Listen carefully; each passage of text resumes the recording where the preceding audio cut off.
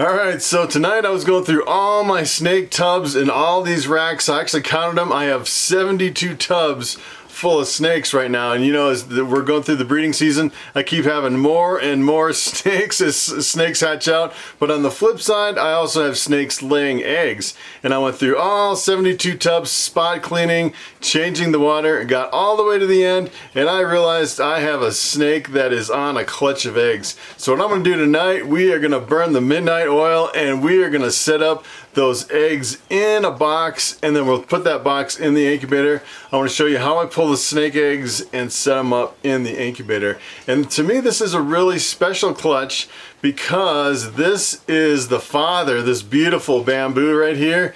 And this is kind of my, I guess it's kind of my mascot that I use in all my videos. It's probably I think it's my prettiest snake, this big male bamboo. And the female is actually just a normal, but it's a special normal to me. I actually picked it up on Craigslist. It was one of my very first snakes when I was getting into ball pythons. And as a matter of fact, the guy who owned it kind of willed it to his roommate when he left, and his roommate didn't really know what he was doing with snakes. And he's feeding that snake like one mouse every month for a whole year. And when I saw that ball python, it was like the size of a hatchling. It was really, really small, and it was like a year and a half old. And let me tell you, when I started feeding that ball python, it started growing really, really fast. Faster than all my other snakes. It was really pounding the rats there for a while, and it got really big. And as a matter of fact, when I picked it up, I didn't even know if it was a male or a female. Turns out it was a female, and I've been trying to breed it the last couple years. It didn't go, and then this year finally I paired it with my bamboo, and it laid a clutch of eggs. So let's go and check out those eggs. Alright, so this girl is over here in this rack. This is where I keep most of my breeder females, and I always put the name upside down just so I know to check on this twice a day, because these are the girls that I think are going to lay eggs. And sure enough, this girl laid a big clutch of eggs. Let's take a look at this.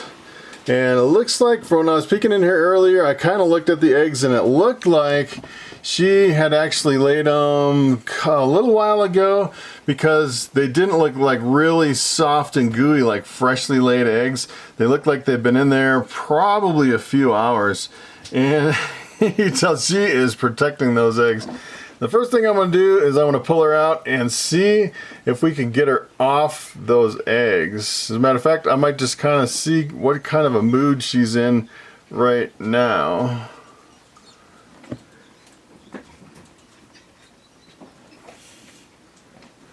Yeah, she's not that happy.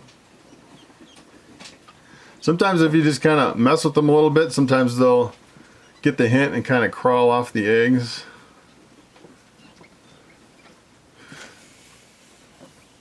I kind of stay away from the bitey end when I'm doing this. Let's see. She looks like she has a really nice big clutch of eggs. Wow, look at all those eggs. Holy cow, that is incredible. Look at all those eggs. I'm actually surprised she laid that many eggs. How many eggs is that? Wow. All right, let's get her off these eggs. Gee, look at how skinny she is. She is super skinny now. And I'm actually going to put her, I have a big empty boa tub that I'm going to put her in just temporarily until we can work on those eggs.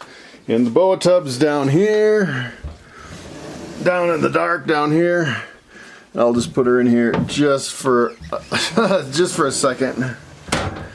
Alright, so that is pretty surprising, having this many eggs. Typically a clutch of ball python eggs, I would say, is usually about 6 or 7 eggs unless the snake is really big. So I'm really surprised we actually got 9 eggs out of this. This is a 9-egg clutch, and it looks like they're not really stuck to the bottom. It looks like they come apart really easy. So typically what I do is I separate the eggs. So if there's a bad egg during incubation, I can actually just move that egg to a separate container and kind of work on it by itself. But you see, I don't know if you've been watching some of my other videos, but look at how tough this egg is. It's like really hard. It's almost like shoe leather. It's so tough. It's pretty amazing. And when they're first laid, they're really gooey and squishy, and then just in a matter of hours, it gets really dry and really leathery, which is really interesting. And sometimes if they've been stuck together for too long, they're really hard to separate. These look like they're coming apart fairly easy, not too bad at all. And I actually was pulling some eggs apart for the, I actually was pulling some eggs apart kind of like this age, but they were really stuck together, and I was forcing them, and I actually got a hole in one egg from pulling it apart. And I think I was just kind of moving too fast, and I actually used a Band-Aid. I don't know if you watched that video, but actually it worked really well. Just, whoa, whatever you do, don't drop the eggs. This one is like ready to come off. Woo.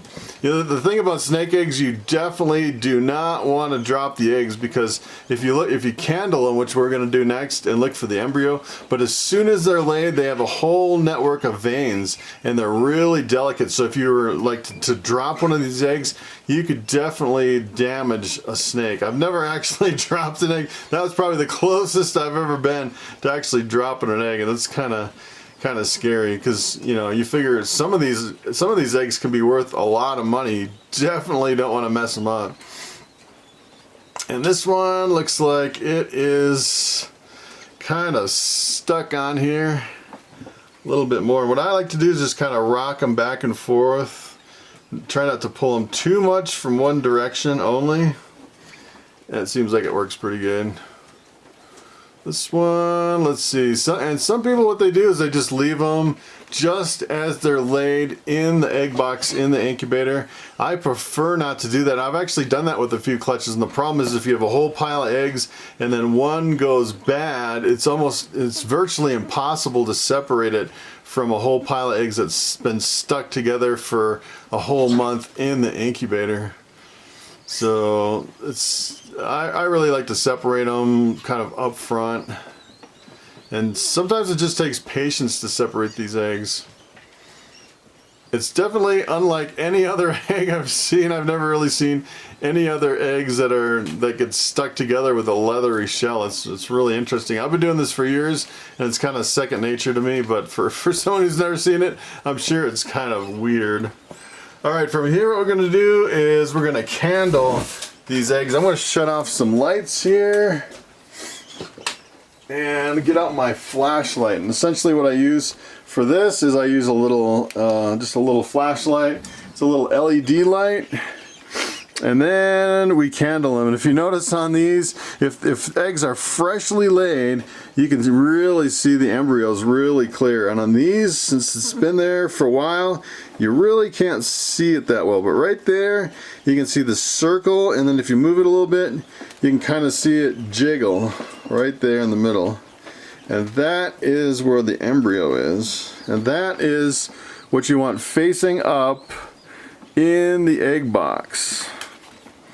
And they say if you get the embryo up on top, then you have a better hatch rate, a better success for a hatch rate.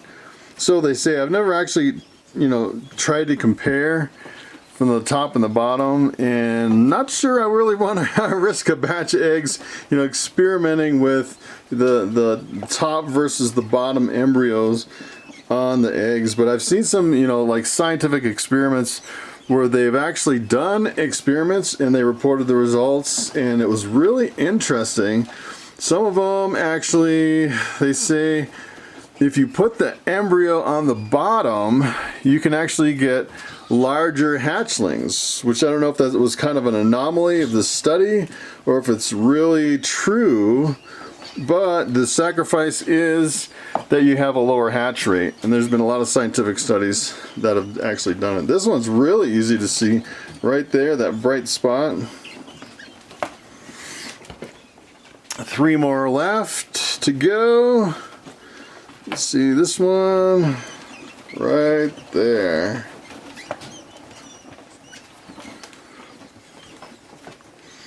And this one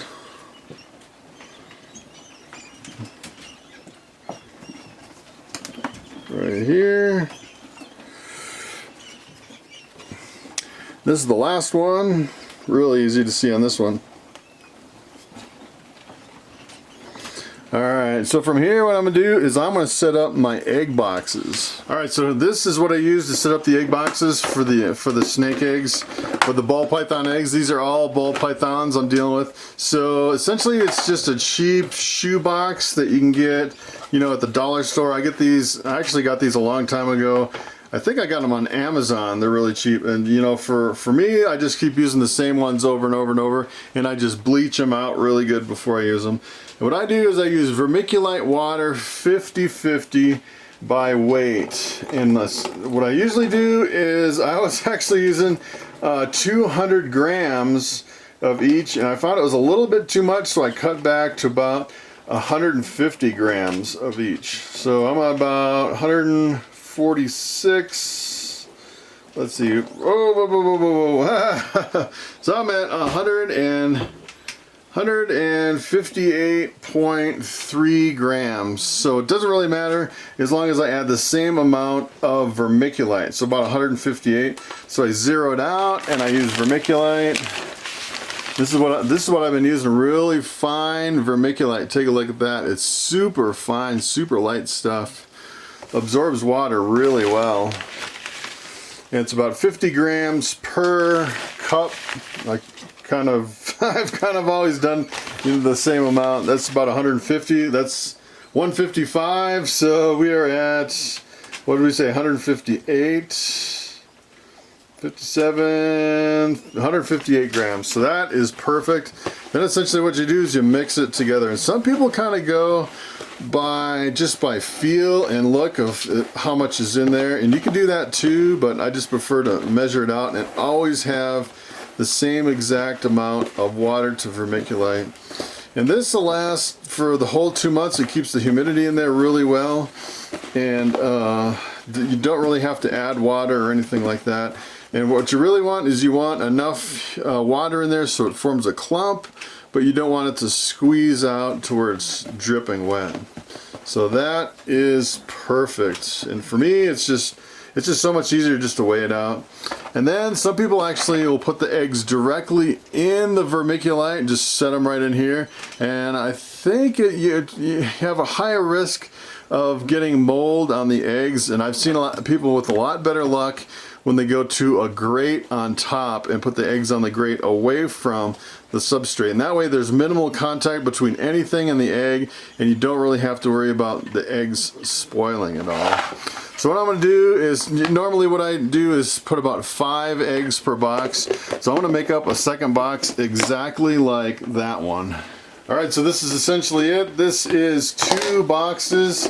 And essentially all I do is really just put the eggs right in here, right on the grate. And I usually do like 5 eggs a piece. So I'll have 5 in one and 4 in the other.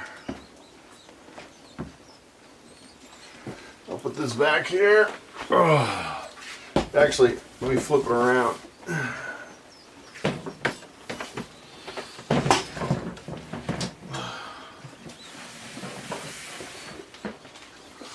Alright, so from here what I'm going to do is I'm going to arrange the eggs so they don't roll around. So you don't really want eggs rolling around in the incubator. If you pull them out, you always want the embryos facing up, and you don't want the eggs touching the sides. So what I usually do is kind of wedge them together, kind of like a wedge pattern, something similar to something like this.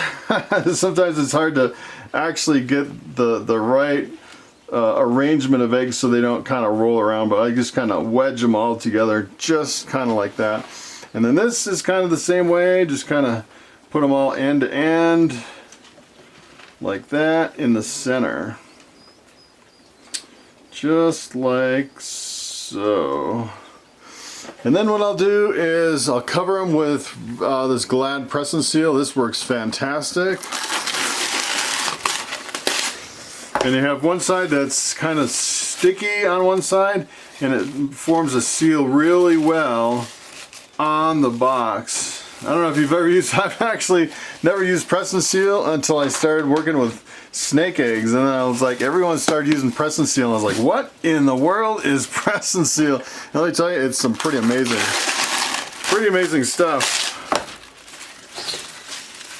And in here, you know, most people, you know, some people will actually put holes and all kinds of stuff, and you don't really need any holes in the tub or in the press and seal. This holds the humidity in and it breathes really well, so you really don't have to worry about it. And from here, what I'm going to do is label the boxes. All right, so this is what I use for my labels. Essentially, what I do is I put the cross of the male and the female, and then I put the laid date and the hatch date, and I put basically that on the top and the front side of each box.